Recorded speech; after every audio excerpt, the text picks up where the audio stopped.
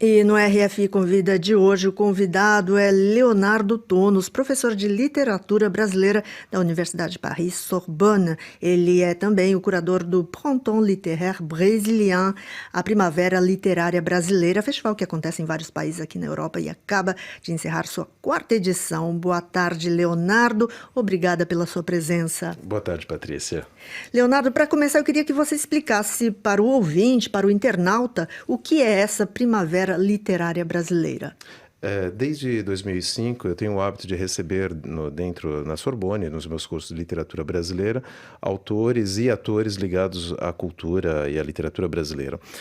Em 2014, por conta do interesse dos próprios autores de passagem por Paris e também por interesse dos meus estudantes, eu decidi criar, quer dizer, esse evento dentro da universidade e que pouco a pouco se expandiu para fora dos muros da universidade e desde 2015 é uma extensão internacional, uma vez que no ano passado visitamos 4 países e esse ano também voltamos a visitar outros 4 países, foram a França, depois a Bélgica, em Bruxelas, Portugal e a Catalunha, na Espanha.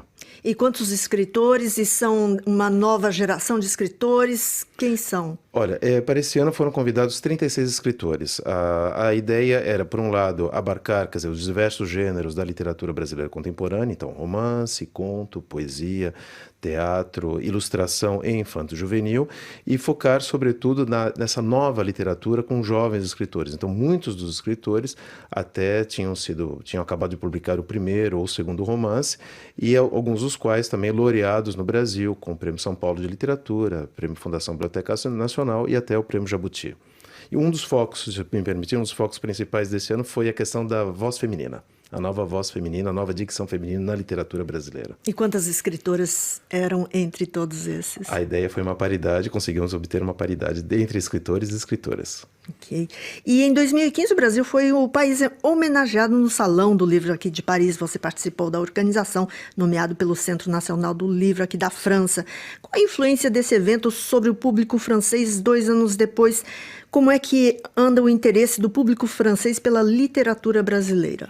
Talvez o grande medo desse evento fosse talvez o que aconteceu em outros eventos em que houvesse uma queda significativa, não só do ponto de vista das editoras, uma menor publicação e traduções, como também do público leitor. O que eu observo é que, claro, há uma queda, o que me parece natural, o país já não é mais o país homenageado, mas o interesse se mantém se eu levar em conta, sobretudo, novas editoras que estão buscando autores no Brasil e que continuam, então, esse trabalho. Dentro dessas editoras, eu posso citar o caso desse ano, uma jovem editora que se chama Belleville Edition, que acabou de publicar o livro de Socorro Racioli, que é uma autora de Fortaleza, jovem autora, que foi premiada. O livro dela já está nos 50 melhores livros da Biblioteca de Nova York, e ela também acabou ganhando uma bela imprensa aqui na França.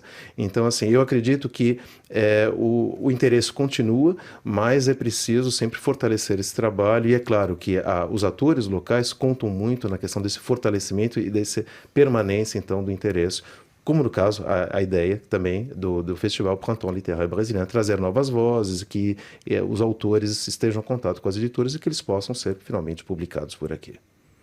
E o Instituto Hispânico, que engloba os estudos hispânicos e lusófonos, comemora 100 anos, né? Agora, como é que foi o percurso da literatura brasileira aqui na França, o histórico dela? Então, na verdade, o ensino do português na França dá início na França em 1919. É um professor de origem francesa, que era hispanista inicialmente, e que depois de uma passagem por Portugal durante a Primeira Guerra Mundial, então ele é convocado para ser o grande iniciador dos estudos de português. É a primeira universidade fora do Brasil a lecionar português. Esse mesmo professor, que se chama Georges Le Gentil, introduz a literatura brasileira em 1923 com o apoio do governo brasileiro e da Academia Brasileira de Letras. Mas durante as pesquisas, estou tentando rastrear aí a presença da literatura brasileira, sobretudo na Sorbonne, eu posso dizer que desde 1901 já havia a presença de vários palestrantes, dentre os quais muitos autores da Academia Brasileira dentro da Sorbonne. Podemos citar, por exemplo, Graça Aranha, que morava aqui, publicava, aliás, em francês. Os jornais da época relatam, né, várias palestras do Graça Aranha na Sorbonne. Houve também uma homenagem dentro da Sorbonne no momento da morte de Machado de Assis e, posteriormente, o próprio Oswald de Andrade, né, vem fazer uma palestra dentro da Sorbonne. Então, assim, é uma presença contínua, né? Acho que isso é importante assinalar, e que, na verdade, acaba também tendo uma repercussão dos diversos movimentos literários pelos quais o Brasil atravessou. E existe, da parte do público francês, o que eles buscam? Existe uma busca por um exótico brasileiro ou não? Isso já não existe? Na verdade, é sempre dito que o público francês se interessa muito pelo exótico, né? Sobretudo, e aí fala-se de Jorge Amado, como se ele fosse o grande representante de um exotismo brasileiro.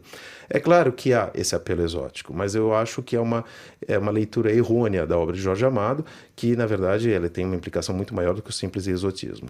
Mas eu acho que cada vez mais o público jovem tem se interessado por outras questões ligadas ao Brasil, quer seja questões sociais ou até uma literatura mais intimista que tem uma grande presença aqui e um bom impacto junto aos leitores. Obrigada, Leonardo Tonos, professor de literatura brasileira da Universidade de Paris, Sorbonne. Obrigada. Obrigado.